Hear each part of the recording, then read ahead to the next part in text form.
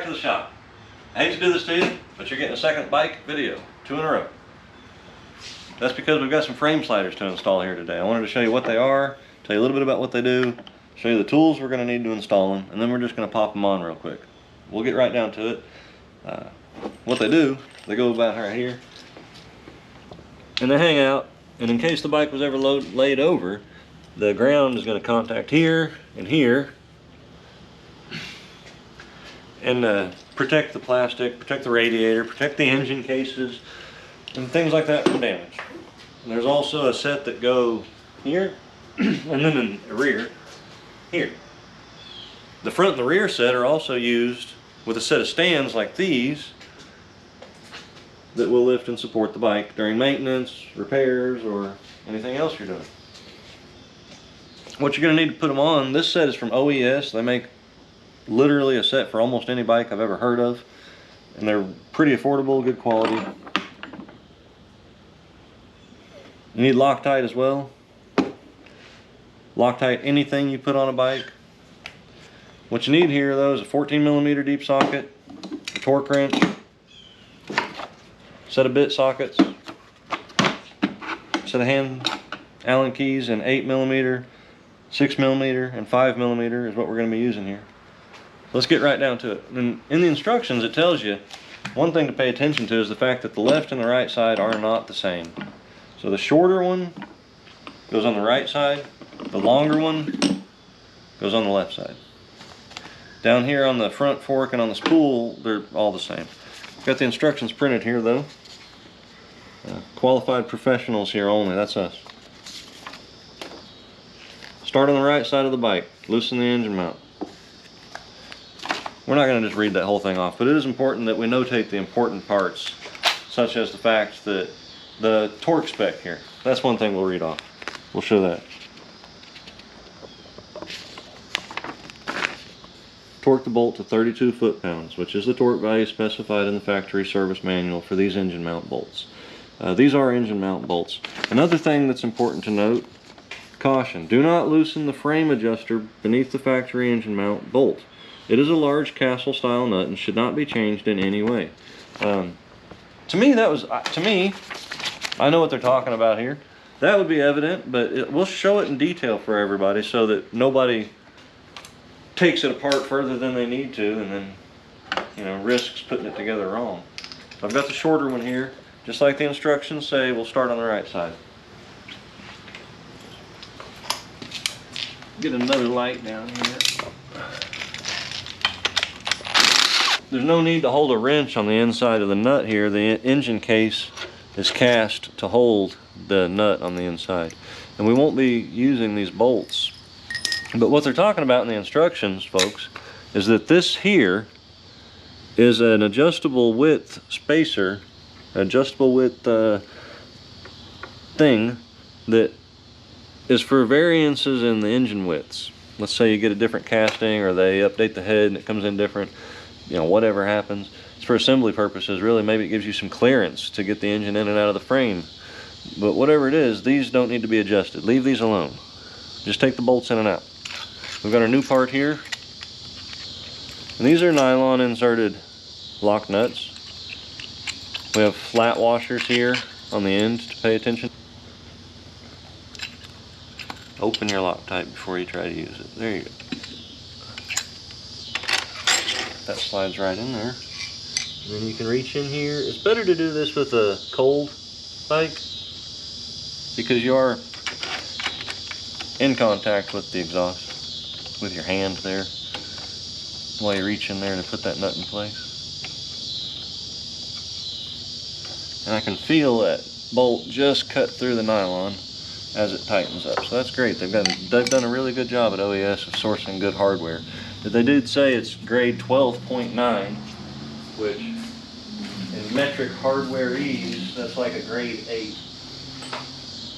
That means it's a very good fastener. We'll put the bit socket on here and set the wrench to 32 foot-pounds per the instructions. And we'll click that off twice. Good. So that side's done. And you can see how this side of the bike doesn't have as much stuff hanging out. The cases here are pretty much even with the red part of the frame, and that's why the shorter one goes here. On the other side of the bike, let's go do it. You can see on the other side, we've got more gobbledygook hanging out. So that's why they do that. They give you a little longer one here.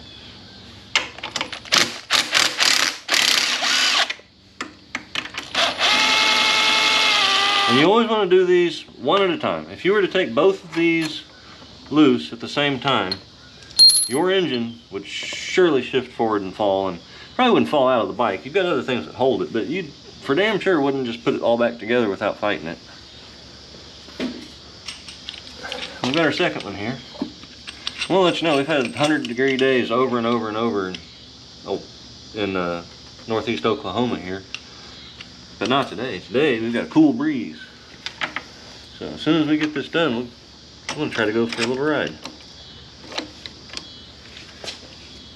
I'm going to get my Allen key that I left over here.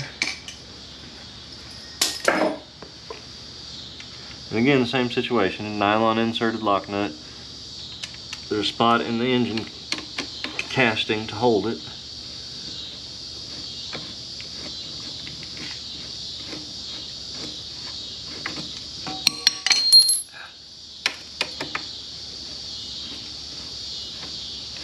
I like to do things like this by hand. I could put that bit socket on that impactor engine and zing it in there, but I can feel if things go awry by doing this by hand. I'm just on the nut there. Didn't cross thread when it went into the nut. Drop the wrench twice. If you don't drop your Allen wrench twice, you're not doing it right. And just like the right side, on the left side here, that bolt just cut through the nylon and is exactly the right length to go ahead and snug up right there. Still at 32 foot-pounds. And you can see that that rotates a little bit as you torque it. The instructions literally tell you it's normal for the thing to twist a little bit when you torque it. So don't worry about that. And inside of there is the same situation, a castle nut and a width adjuster that you don't want to adjust or play with. So that's the main meat of the installation. So let's move to the front here and we'll do it next. Oh, that's it. They don't even give you anything on the rest of them. I guess it's good and hand tight and use common sense on the rest. Now I wanted to show you guys, that's the metal tube that goes through the front axle. These go on.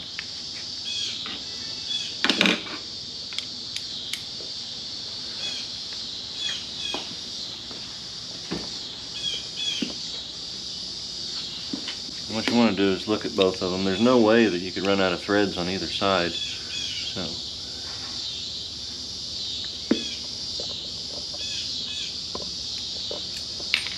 what I'll do is just go ahead and screw one side most of the way on and back it up a bit.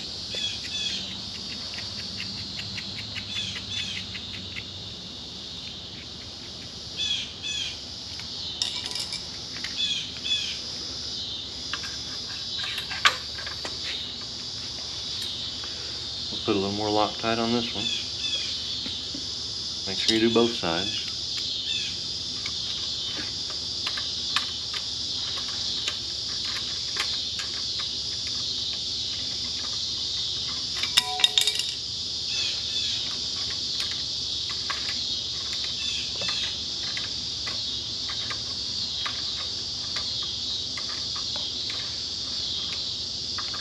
So I'll just get the ratchet on one end and the Allen key on the other.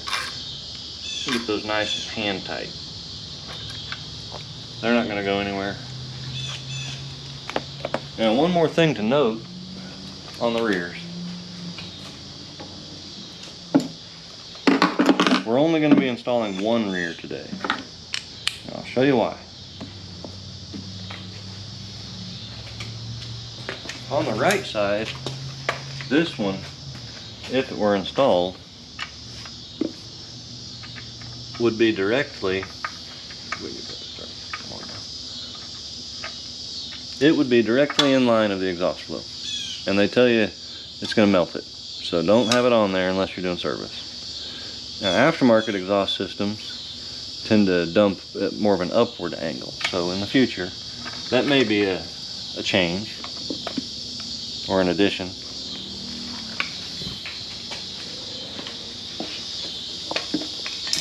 But for now, we'll put this one on.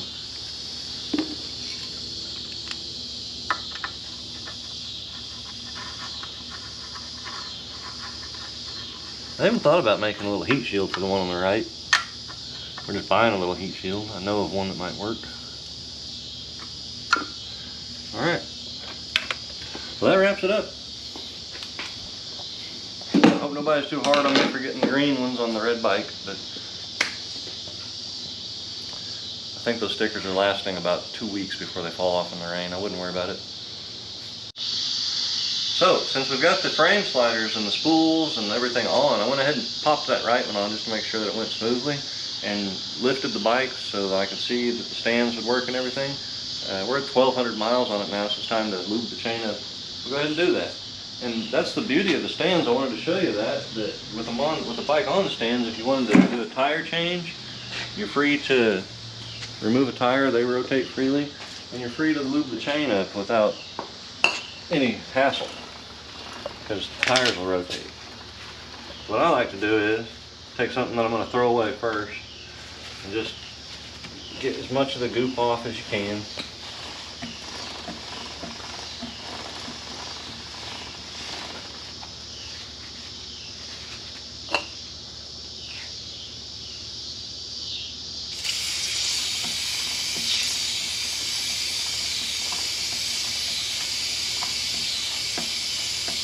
This stuff kind of foams up.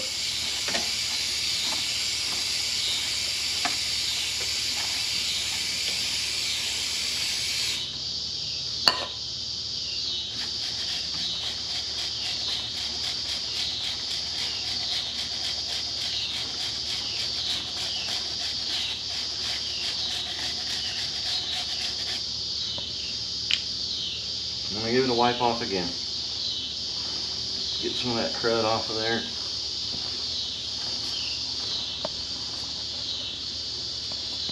Lastly, I might just reapply lightly.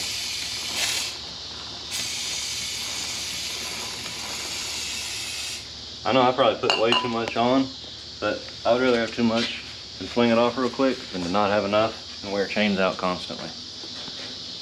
That's just my take on it. You could read the instructions or formulate your own plot. But if Zane will give me a hand here, we'll go ahead and set this thing back on the ground. It's important to remember that you can use the rear alone, but when you do this, it's rear goes on first, then the front goes on, and then when you take it back down, take the front down first, and then take the rear off, because the bike will never stand on a front stand alone. It'll just fall over. And what you do is you just grab it by the handlebars. And it might help to actually have the kickstand down already, in case it does want to go one way or the other. And then you just lift up on the front stand. Have the bike in neutral too, in case it wants to roll one way or the other, or just let it do its thing. Let it down easy, don't let it just flop off.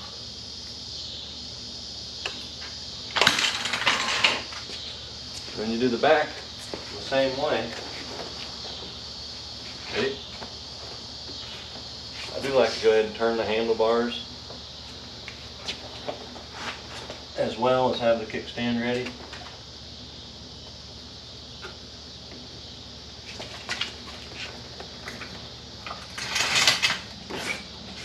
And voila, you're back on the ground. That's it. Well, thanks for tuning in, everybody. Appreciate it. Thanks for tuning in, everybody. If you haven't already done so, hit the like button, subscribe to the videos. All that stuff really does help to grow the channel. I really appreciate it all too. We're up to 52 subscribers now, and that's pretty cool to me. Let me know what you guys think of the upgrade. Let me know what you want to see next. If you have any suggestions for future videos or whatever, leave them in the comments below. Y'all have a good one today. I hope whatever you're working on, throw some sparks, put some paint on it, make your stuff happen too. Let us know how it's going. Thanks.